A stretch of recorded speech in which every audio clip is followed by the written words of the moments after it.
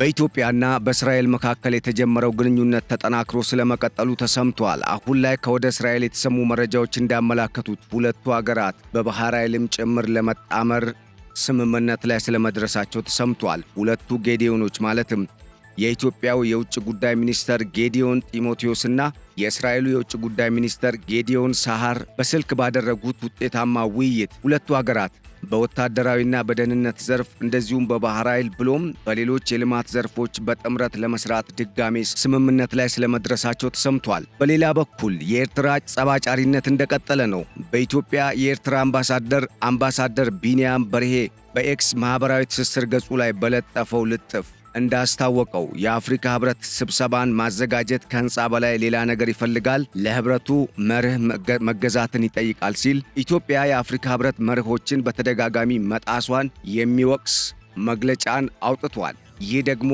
የበርካታ ኤርትራውያን የሻዕቢያ መንግስት አፈቀላጤዎች መነጋገሪያ እንዲሆን ስለማድረጉም ተሰምቷል። ይህ ጉዳይ በዋናነት ከኋላው ሌላ አጀንዳ ያዘለ እንደሆነ ተሰምቷል። በተለይም የአፍሪካ ህብረት መቀመጫ ኢትዮጵያ እንዳይሆን አሁንም ድረስ አበክራ የምትሰራው የግብፅ አጀንዳን ያነገበ እንደሆነ የወጡ መረጃዎች አመላክተዋል። እንደዚሁም ኢሳያስ አፈወርቂ በሱዳን የነበራቸውን የሁለት ቀን ቆይታ ጨርሰው ወደ አስመራ ሲገቡ ፈጥኖ ደራሽ ኃይሉ በአልቡርሃን ጦር ላይ በወሰደው ፈጣንና ከባድ ጥቃት ትልቅ ድልን ስለመቀዳጀቱ ተሰምቷል። ይህ ደግሞ ለኢትዮጵያ ትልቅም ውጤትን ያመጣ ነው ተብሏል። እንደዚሁም የቀጠለው የግብፅ ጸባጫሪ መግለጫ አሁንም በመንገድ ላይ መሆኑ ተሰምቷል። ከቢቢሲ ፎከስ ኦን አፍሪካ ጋር ቆይታ ያደረጉት የግብፁ የውጭ ጉዳይ ሚኒስተር ባደር አብዱለቲ ከዚህ በኋላ ከኢትዮጵያ ጋር የሚደረግ የሁለትዮሽ ውይይት አይኖርም ሲሉ የመጨረሻ ማስጠንቀቂያችን ነውም ብለዋል። በእርግጥም ግብፅ እንደምትዝተው ኢትዮጵያ ላይ እርምጃ ትወስዳለች፣ የምናየው ይሆናል። ሰላም ጤና ይስጥልን ውድ አድማጭ ተመልካቾቻችን እንደምን ሰንብታችኋል?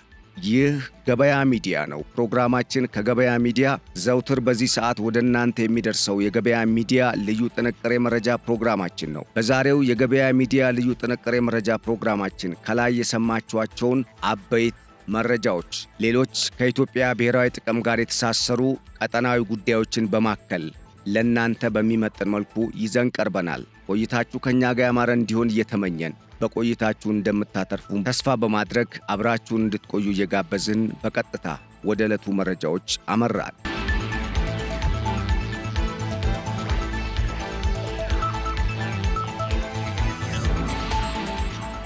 በኢትዮጵያና በእስራኤል መካከል የተጀመረው ጠንካራ ወታደራዊ፣ ኢኮኖሚያዊና ሁለንተናዊ ዲፕሎማሲያዊ ግንኙነት ተጠናክሮ መቀጠሉ ተሰምቷል። አሁን ላይ በሁለቱ ሀገራት መካከል በተለያዩ ቀጠናዊ፣ አህጉራዊና ዓለም አቀፋዊ ጉዳዮች ዙሪያ ጠበቅ ያለ ግንኙነት ስለመፈጠሩ መረጃዎች እያመላከቱ ሲሆን ትላንት አመሻሽ ላይ የወጡ መረጃዎች እንዳመላከቱት ደግሞ የሁለቱ ሀገራት የውጭ ጉዳይ ሚኒስተሮች ማለትም ሁለቱ ጌዲዮኖች የኢትዮጵያው የውጭ ጉዳይ ሚኒስተር ጌዲዮን ጢሞቴዎስና የእስራኤሉ የውጭ ጉዳይ ሚኒስተር ጌዲዮን ሳሃር በስልክ ባደረጉት ውይይት ሁለቱ ሀገራት ከዚህ ቀደም ከተጣመሩበት በርካታ የተለያዩ ኢኮኖሚያዊ፣ ማህበራዊና እንደዚሁም ከጸጥታና ከደህንነት ጉዳዮች ጋር በተገናኙ ከቀጠናዊ ጉዳዮች በተጨማሪ ሁለቱ ሀገራት አሁን ላይ በባህር ኃይልም ለመጣመር ስምምነት ላይ ስለመድረሳቸው ተሰምቷል። ሁለቱ የውጭ ጉዳይ ሚኒስተሮች ባደረጉት ዘለግ ያለ የስልክ ውይይት የኢትዮጵያና የእስራኤል አጋርነት አሁን ላይ ከመቼውም ጊዜ በላይ ተጠናክሮ ስለመቀጠሉ ያነሱ ሲሆን በተለይም ሁለቱ ሀገራት በቀጠናው ሰላምና ደህንነት ዙሪያ እያደረጉ ያሉት አስተዋጽኦ ከፍተኛ ደረጃ ላይ ስለመድረሱና ይህም የቀጠናውን ቀጣይ ሁኔታ የሚወስን እስከ መሆን የደረሰ ስለመሆኑም አንስተዋል ተብሏል። በሌላ በኩል ሁለቱ የውጭ ጉዳይ ሚኒስተሮች ባነሷቸው ጉዳዮች ላይ ሰፊ የሆነ ትንተናና የተለያዩ ውይይቶችን ስለማድረጋቸው የተሰማ ሲሆን የእስራኤል መንግስት የኢትዮጵያን የባህር በር ጥያቄን በመደገፍም ከኢትዮጵያ ባህር ኃይል ጋር በጋራ ለመስራት ከስምምነት ላይ ስለመድረሱም ተሰምቷል። ይህንንም ተከትሎ የእስራኤሉ የውጭ ጉዳይ ሚኒስተር ጌዲዮን ሳሃር ከኢትዮጵያ የውጭ ጉዳይ ሚኒስተር ጌዲዮን ጢሞቴዎስ ጋር መግባባት ላይ ስለመድረሳቸው የተነገረ ሲሆን ከዚህም ባለፈ እስራኤል ለኢትዮጵያ ባህር ኃይል የተለያዩ የሎጂስቲክስ ድጋፎችን እንደምታደርግም አረጋግጠዋል ተብሏል። ይህ በሁለቱ ሀገራት መካከል የተጀመረው የሁለትዮሽ ወታደራዊ፣ ኢኮኖሚያዊና ሁሉን አቀፍ ዲፕሎማሲያዊ ግንኙነት ለቀጠናው ሰላምና በተለይም ለዓለም አቀፉ የንግድ መስመር ደህንነት በእጅጉ አስፈላጊ እንደሆነ በርካታ የወጡ መረጃዎች እያመላከቱ ነው። የእስራኤል ኤምባሲ ይፋ ባደረገው በዚህ መረጃ ሁለቱ ሚኒስተሮች በመከላከያ፣ በፖሊስ ስልጠና፣ በደህንነት ጉዳዮች፣ በልማት በፈጠራና በኃይል ዘርፍ በጋራ ለመስራት መግባባት ላይ ስለመድረሳቸውም አስታውቋል። በተጨማሪም ኢትዮጵያ ቀጣዩን ኮፕ 32 እንድታዘጋጅ መመረጧን እንዳስደሰታቸው የእስራኤሉ የውጭ ጉዳይ ሚኒስትር ጌዲዮን ሳር በመግለጽ ኢትዮጵያን እንኳን ደስ ያለች በማለት የመንግስታቸውን አቋም ያስታወቁ ሲሆን አሁን ላይ ሁለቱ ሀገራት መካከል የተፈጠረው ግንኙነት ከቀጠናው አልፎ ለዓለም ሰላምም ተምሳሌት የሚሆን እንደሆነም ተመላክቷል ተብሏል። ከዚህ ቀደም በወጡ መረጃዎች ሁለቱ ሀገራት በተለይም የቀይ ባህርና የህንድ ውቅያኖስ ሰሜናዊ ዳርቻ የሚሸፍነውን ዓለም አቀፉን የንግድ መስመር ሰላምና ደህንነትን ለማስጠበቅ ኢትዮጵያ የቀይ ባህር በርን መቀላቀሏ የግድ እንደሆነ የእስራኤል መንግስት እንደሚያምንበትና ይህም እውን እንዲሆን ከኢትዮጵያ ጎን መሰለፉን በገሃድ ማስታወቁ አይዘነጋም። ይህንንም ተከትሎ በእስራኤልና በኢትዮጵያ መካከል ያለው ግንኙነት አሁን ላይ ከመቼውም ጊዜ በላይ እየተጠናከረ መምጣቱ የተገለጸ ሲሆን በተለይም ሁለቱ ሀገራት የህዳሴ ግድቡን ውዝግብን ተከትሎ ኢትዮጵያና ግብፅ የገቡበትን ውዝግብ ለማርገብም ሆነ በተለይም ግብፅ በኢትዮጵያ ላይ በቀጠናው የምታደርገውን ጫና ለመቀነስ እስራኤል በኢትዮጵያ በኩል ወሳኝ አጋር ሆና መከሰቷ ለኢትዮጵያ ትልቅ አቅምን የፈጠረ ነው ተብሏል። እስካሁንም ኢትዮጵያ ብሔራዊ ጥቅሜን በሚመለከት አልደራደርም በሚል አቋም ይዛ የቀጠለች ሲሆን አሁን እስራኤልን ከመሰሉ አገራት ጋር የፈጠረችው ጥምረት ደግሞ ለግብፅ ትልቅ ውድቀት ነው ተብሏል። አሁን ላይ የኢትዮጵያና የእስራኤል ጥምረት ያሰጋት ግብፅ ሳውዲ አረቢያንና ሌሎች በቀጠናው የሚንቀሳቀሱ በቀጠናው ያሉ አገራትና ከቀጠናው ውጪ በዚህ ቀጠና ላይ ጥቅም አለን በሚል እየተንቀሳቀሱ ያሉ አገራትን በመጣመር ኢትዮጵያና እስራኤል ላይ ጫና ለማድረግ እንቅስቃሴ ስለመጀመሯ ተሰምቷል።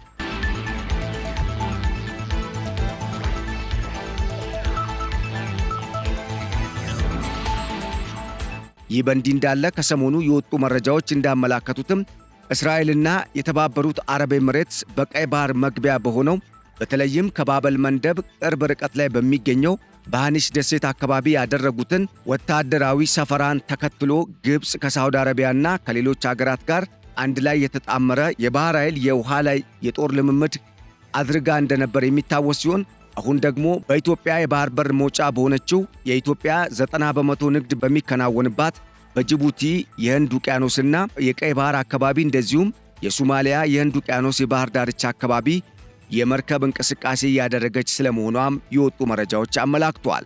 ይህ በእንዲህ እንዳለ ትላንት የግብፅ የውጭ ጉዳይ ሚኒስተር በሰጡት መግለጫ በኢትዮጵያና በግብፅ መካከል ከዚህ በኋላ ምንም አይነት ድርድርና ውይይት አይካሄድም ማለታቸው የተሰማ ሲሆን በተለይም የውጭ ጉዳይ ሚኒስተሩ ባድር አብዱለቲ ከቢቢሲ ፎከስ ኦን አፍሪካ ጋር ባደረጉት ቆይታ የሁለቱ ሀገራት ግንኙነት ከዚህ ቀደም እንደነበረው ሳይሆን አሁን ላይ መግባባት ስላልቻሉ ግብፅ ዓለም አቀፍ ሕግን በመከተል የውሃ ደህንነቷን ለማስጠበቅ እርምጃ ትወስዳለች ሲሉም ተደምጠዋል። በሌላ በኩል ሁለቱ ሀገራት የገቡበትን ውዝግብ በሚመለከት ሐሳብ የሰነዘሩት የውጭ ጉዳይ ሚኒስተሩ ባድር አብዱለቲ ባለፉት 13 ዓመታት የተደረገው የሁለቱ ሀገራት ውይይት ውጤት ስላላመጣ ግብፅ የዓለም አቀፍ ማህበረሰብ በሁለቱ ሀገራት መካከል ባለው መካረር ምክንያት ስጋት ሊገባው ይገባል በማለት ከዚህ በኋላ የሚኖር ድርድር የለም፣ ግብፅ ይልቁንም ይህንን ብሔራዊ ጥቅሟን ዓለም አቀፍ ሕግን መሠረት ባደረገ መልኩ ለማስጠበቅ ትሰራለች ሲሉ መናገራቸው ተሰምቷል። ከዚህ ቀደም የተደረጉ ውይይቶች ውጤታማ ስላልሆኑ በቀጣይም ንግግር ማድረግ አስፈላጊ አይደለም ያሉት የውጭ ጉዳይ ሚኒስተሩ ባድር አብዱለቲ የኢትዮጵያ አሁናዊ እርምጃ በግብፅና በሱዳን ተቀባይነት የሌለውና የተናጠል እርምጃ እንደሆነም ተናግረዋል ተብሏል።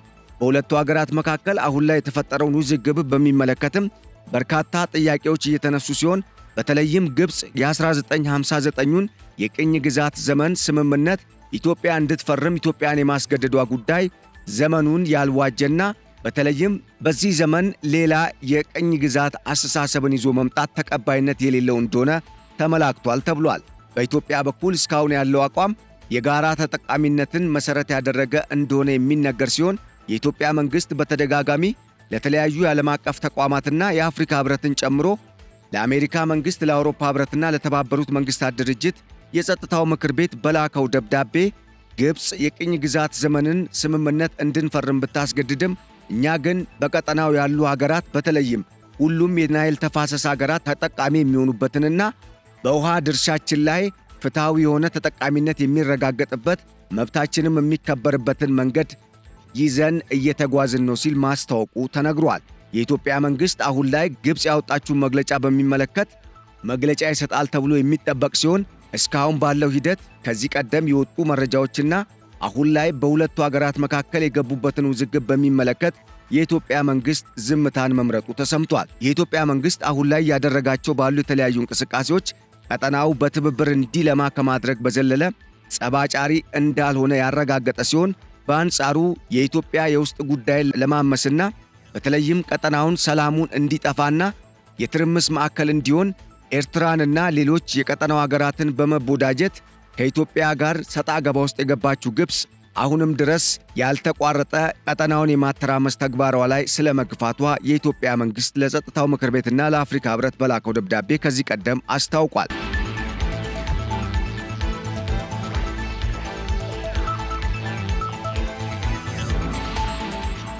አሁን ላይ ያለው የሁለቱ ሀገራት ግንኙነት ሰላምም የለበትም የሚያስብል እንደሆነ የሚጠቁሙ የጂኦፖለቲክስ ምሁራን እንደሚያስረዱት ደግሞ ኢትዮጵያ በሁለቱ ሀገራት መካከል የሚደረገውን ውይይት አሊያም ድርድርን በሚመለከት አሁን ከወትሮ በተለየ መልኩ ጠበቅ ያለና የተለየ ቅድመ ሁኔታን አቅርባለች በማለት ከዚህ ቀደም በተደረጉ የተለያዩ እንቅስቃሴዎች የተገኙ ተሞክሮዎችን ከግምት ውስጥ በማስገባት አሜሪካና ሳውዲ አረቢያ፣ የተባበሩት አረብ ኤሚሬትስ፣ ግብፅ፣ ኢትዮጵያና የአፍሪካ ህብረት ይሳተፉበታል በተባለው የአሜሪካ ስቴት ዲፓርትመንት የሁለቱ ሀገራትን ውዝግብ በሰላማዊ መንገድ ለመፍታት ያቀረበውን የድርድር ጥሪ ለማድረግ ኢትዮጵያ መጀመሪያ የባህር በሬ በቅድመ ሁኔታነት መቀመጥ አለበት ስትል የባህር በርን ጉዳይ የማትደራደርበት የህልውና ጉዳይ መሆኑን ማንሳቷን ከጉዳዩ ጋር ቅርበት ያላቸው አካላት አረጋግጠዋል።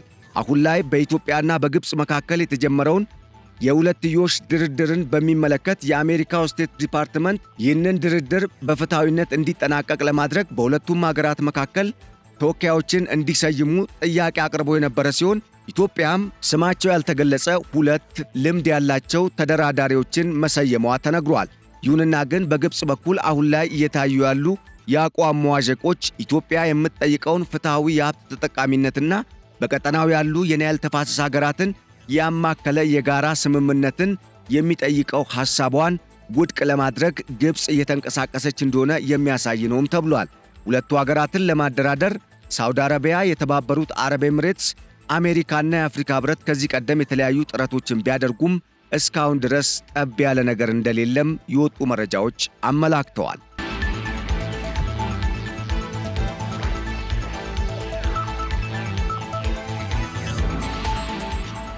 በሌላ በኩል ኢሳያስ አፈወርቂ በሱዳን የነበራቸውን የ2 ቀን ቆይታ አጠናቀው ወደ አስመራ በተመለሱ በሰዓታት ልዩነት የፈጥኖ ደራሽ ኃይሉ በአልቡርሃን ጦር ላይ በወሰደው እርምጃ ከፍተኛ ድል መቀዳጀቱን መረጃዎች አመላክተዋል። ሱዳን ትሪቢዩንና ሌሎች የሚዲያ አውታሮች እንዳስታወቁትም ፈጥኖ ደራሽ ኃይሉ በአልቡርሃን የሱዳን ብሔራዊ ጦር ላይ በወሰደው ፈጣንና ከባድ ጥቃት በምዕራብ ኮርዶፋን ግዛት ባርባኖሳ እና አካባቢውን ሙሉ በሙሉ በቁጥጥር ስር ያዋለ ሲሆን በተጨማሪም የሱዳንን ፈጥኖ ደራሽ ኃይል የጦር አዛዦች፣ የፖለቲካ አጋሮችን፣ የሱዳን ህጋዊ መንግስት መስራች አሊያንስንና በስፍራው የሚንቀሳቀሱ 89ኛ ብርጌድ አዛዦችንና ተዋጊዎችንም ነፃ ማውጣቱን ፈጥኖ ደራሹ አስታውቋል። ቀጠናው ወይንም ባርባኖሳ የተባለው ስፍራ የሱዳን የምድር ባቡር ሰሜናዊ፣ ምዕራባዊ፣ ደቡባዊ ግዛቶችን የሚያገናኝ ሲሆን በተጨማሪም ከደቡብ ሱዳን ጋር ሱዳን የምትገናኝበት መተላለፊያ እንደሆነም ተነግሯል። ይህንን ስትራቴጂካዊ ስፍራ የተቆጣጠረው የፈጥኖ ደራሽ ኃይሉ በቀጣይ ጉዞውን ወደ መሃል ሱዳን ካርቱምና አካባቢዋ እንደሚያደርግም የወጡ መረጃዎች አመላክተዋል። በዚህም የሀገሪቱ ሁኔታ አሁን ላይ አሳሳቢ ደረጃ ላይ ደርሷል ያሉ ኃይሎች ድርድር እንዲደረግ ጥያቄ እያቀረቡ ሲሆን ይህ የፈጥኖ ኃይሉ እርምጃ አሜሪካ፣ የተባበሩት አረብ ኤሚሬትስ፣ ሳውዲ አረቢያ፣ ግብፅና የተባበሩት መንግስታት ድርጅት እጁ አለበት የተባለው እስከ ጥር 24 ይዘልቃል የተባለው የተኩስ አቁም ስምምነት ጥሪ ከቀረበ ከአንድ ሳምንት በኋላ የተፈጸመ ጥቃትም እንደሆነ የወጡ መረጃዎች አመላክተዋል። ከዚህም በተጨማሪ በሀገሪቱ ካሉ ትላልቅ የወተት ፋብሪካዎች የሚገኙበትን ቀጠና የተቆጣጠረው የፈጥኖ ደራሽ ኃይሉ አሁን ላይ እያደረገ ባለው እልህ አስጨራሽ ትግል በአልቡርሃን ጦር ላይ የበላይነት እየወሰደ ስለመምጣቱም ተሰምቷል።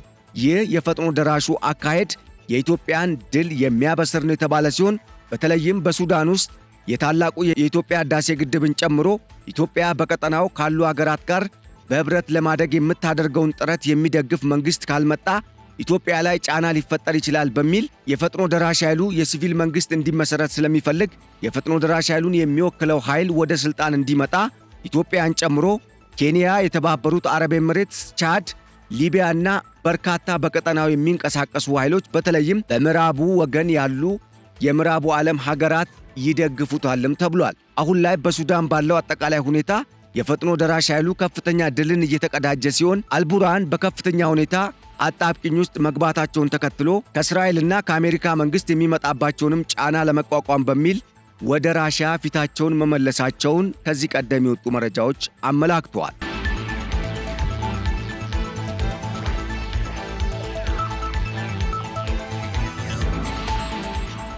በመጨረሻም ኤርትራ ጸባጫሪነቷን አሁንም ቀጥላለች። የሻዕቢያ መንግስት ኢትዮጵያን የመክሰስ አባዜው አሁንም አልለቀቀውም። በተለይም የሻዕቢያ መንግስት ኢትዮጵያን በመውቀስና ኢትዮጵያ እንድትጠላ ወይም በቀጠናው ያላትና አጠቃላይ በዓለም አቀፍ ደረጃ ያላት ተቀባይነት እንዲቀንስ ለማድረግ የተለያዩ የፕሮፓጋንዳ ቡድንን በማሰማራት የተለያዩ ክሶችንና ውንጀላዎችን እያቀረበ ሲሆን ይህ አሁን ቀረበ የተባለው በኢትዮጵያ የኤርትራ አምባሳደር ቢንያም በርሀ በኢትዮጵያ ላይ ያቀረቡት ትችት የዚሁ አንድ አካል ነው ተብሏል። ኤርትራ አሁን ላይ ኢትዮጵያን በተለያየ መስክ እየተገዳደረች የምትገኝ ሀገር ሲሆን በተለይም ኢትዮጵያን በመክሰስና በመወንጀል የሚስተካከላት አልተገኘምም ተብሏል። በኢትዮጵያ የኤርትራ አምባሳደር ቢንያም በርሀ በኤክስ ትስስር ገጹ ላይ በለጠፈው ጽሑፍ እንዳስታወቀው የአፍሪካ ህብረት ስብሰባን ማዘጋጀት ከህንፃ በላይ ሌላ ነገር ይፈልጋል ያለ ሲሆን ለህብረቱ መርህ መገዛትን ይጠይቃል በማለት የአፍሪካ ህብረት የማርብል ወለሎችና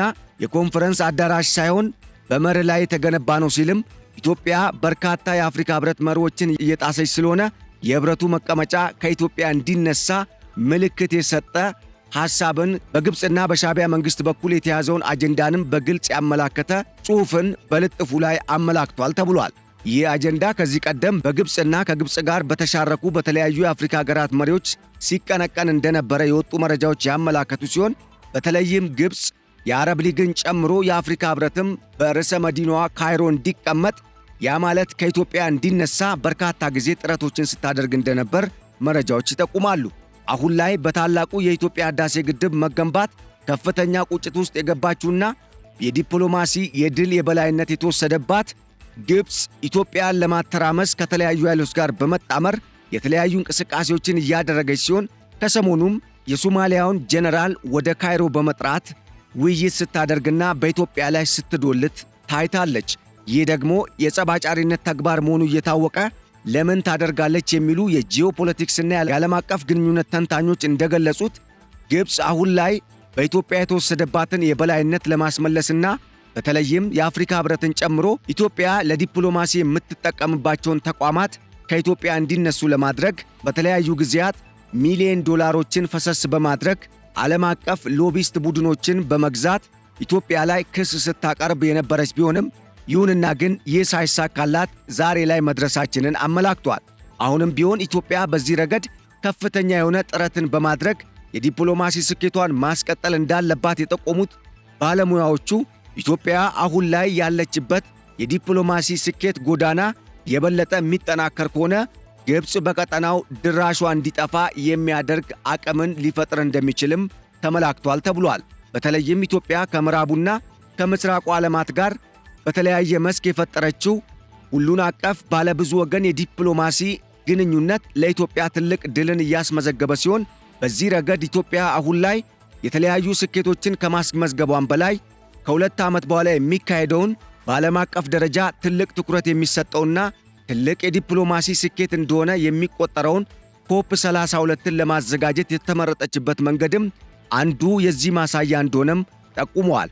በዚህ ረገድ ኢትዮጵያ አሁን ላይ ግብፅን ጨምሮ በቀጠናው ጸባጫሪ የሆኑ መንግስታት በልማቷ ላይ እያደረሱ ያሉትን ጉዳት ለመቀልበስና አይላ ለመውጣት የምታደርገውን ጥረት የበለጠ አጠናክራ መቀጠል እንዳለባት በመግለጽ በተለይም የኢትዮጵያ የውስጥ አንድነት ግን ሊረሳ እንደማይገባው አጽንኦት ሰጥተው ተናግረዋል ተብሏል።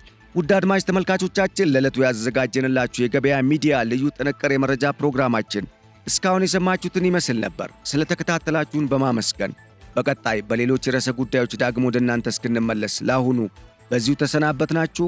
ቸር ሰንብቱልን። ሰላም ለእናንተ፣ ሰላም ለአገራችን፣ ሰላም